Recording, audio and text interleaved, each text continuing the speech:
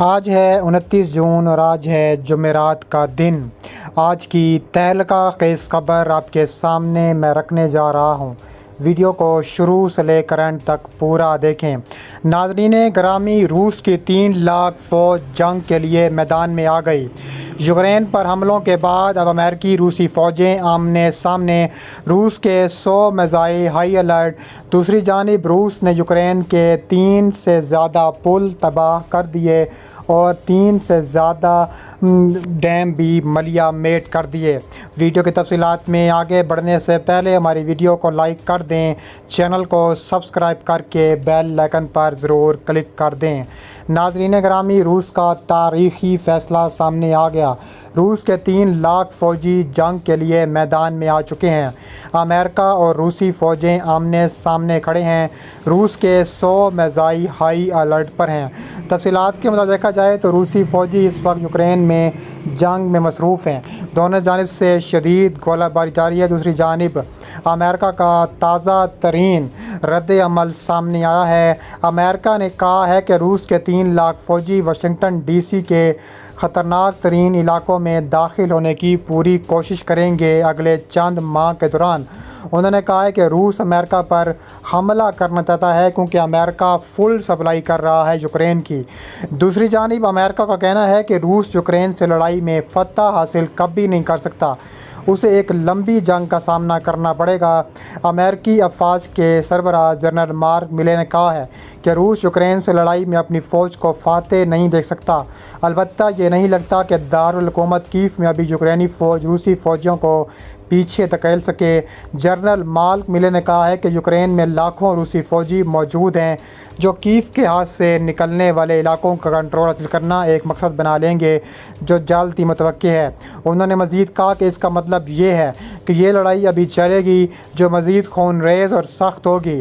دونوں طرف سے مذاکرات، کوئی مصالحت یا کوئی فوجی نتیجہ نکلے گا۔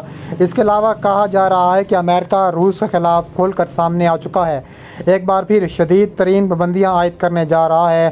تفصیلات کے مطابق امریکہ کے وزیر خارجہ اینٹونی بلنکن نے سینٹ اجلاس میں امریکی سینیٹروں کے اس سوال کے جواب میں کہا ہے کیا بائیڈن حکومت روس کے نام دہشت گردی کی مالی مدد کرنے والے ممالک کی فہرست میں شامل کرنے کا ارادہ رکھتی ہے۔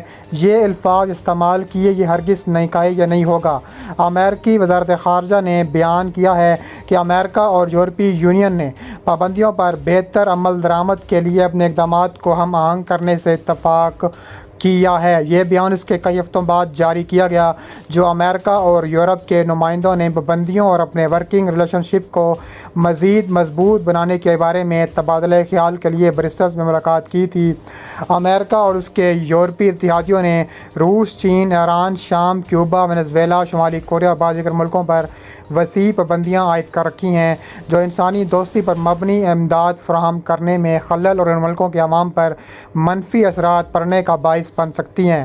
دوسری جانب امریکی ایوان نمائندگان کی ایک سب کمیٹی نے روسی یورینیم کی درآمد پر پابندی کا بل منظور کر لیا ہے۔ اس بل کے حق میں 18 جبکہ مخالفت میں 12 ووٹ پڑے۔ روس سے یورینیم کی درآمد پر پابندی کے بل کی امریکہ کے دونوں ایوانوں سے منظوری ضروری ہے اور پھر امریکی صدر کے دستخط کے بعد یہ قانون تبدیل ہو سکتا ہے۔ اس بل میں کم افزودہ یورینیم کی درآمد کو الگ رکھا گیا ہے اور واضح کیا گیا ہے کہ اگر امریکہ کی وزارت توانائی اس نتیجے پر پہنچے کہ یورینیم کا مطالبہ موجود نہیں تو اسے روس سے درآمد کرنے کے لیے بڑا عمل لائے گی۔ اس کے علاوہ مزید یوکرین اور روس کی جنگ میں شدت آ چکی ہے۔ یوکرین اور روس میں اتنی شدت آ چکی ہے کہ یوکرین پر تابڑ توڑ کارروائیاں جاری ہیں۔ یوکرین نے اپنے فوجیوں کو تربیت کے لیے نیٹو ممالک بھیج دیا ہے۔ موسم گرما کی اس مہم کے لیے اپنے 12 بختر بند بریگیڈ تیار کیے تو ماسکو نے یہ وقت دنیا کے سب سے طاقتور دفاعی قلعے کی تعمیر میں صرف کیا۔ یوکرین کی فوجوں کو ساحل کی جانب سے جانے سے روکنے کے لیے روس نے خاصے اقدامات کر رکھے ہیں جیسے بمبارڈی سرنگیں، کنکریٹ ٹینک بلاکرز، فائرنگ کے مورچے اور خندقیں اتنی وسیع اور گہری ہیں کہ لیپرڈ 2 یا M1 برآمد ٹینکوں کو آگے بڑھنے سے روکا جا سکتا ہے۔ یہ پورا علاقہ پہلے سے نصب شدہ روسی توپ خانے کی زد میں ہے۔ یوکرین کی بختر بند گاڑیوں پر تباہ کن دھماکہ خیز مواد برسانے کے لیے تیار کیا گیا ہے، اور جب یوکرین فوج ٹینکوں کے بختر بند گاڑیاں بھی تباہ و برباد کر دی گئی ہیں۔ اس کے علاوہ یوکرین اور روس دونوں نے دعویٰ کیا ہے کہ یوکرین کے مشرقی شہر میں جنگ میں انہوں نے مخالف فریق کو بھاری نقصان پہنچایا ہے۔ روسی فوجیں گزشتہ کئی ماہ سے اس اہم شہر پر قبضہ کرنے کی کوششوں میں مصروف ہیں۔ یوکرین کے صدر ولادیمیر زیلنسکی نے کہنا ہے کہ گزشتہ چند دنوں میں 1100 سے زیادہ روسی فوجی مارے جا چکے ہیں، جبکہ اس سے کہیں زیادہ فوج شدید زخمی ہوئے ہیں۔ دوسری جانب روس کا کہنا ہے کہ پچھلے 24 گھنٹوں کے دوران روسی فوجوں نے 220 سے زیادہ یوکرینی فوجی ہلاک کیے ہیں۔